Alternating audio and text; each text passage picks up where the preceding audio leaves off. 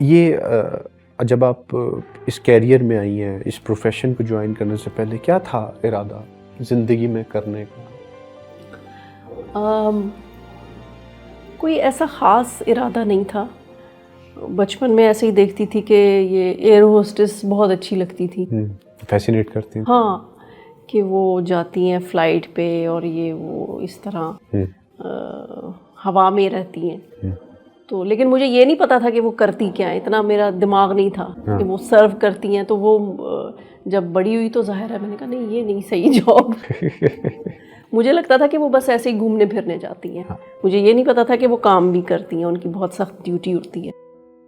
तो फिर आहिस्ता आहिस्ता ज़ाहिर है मदर को देखकर शौक़ हुआ। स्कूल के टाइम से ही मैं वो जो बच्चों के टैबलोज़ वग़ैरह और ड्रामा और कोई कंपटीशन होना, कोई डांस का होना,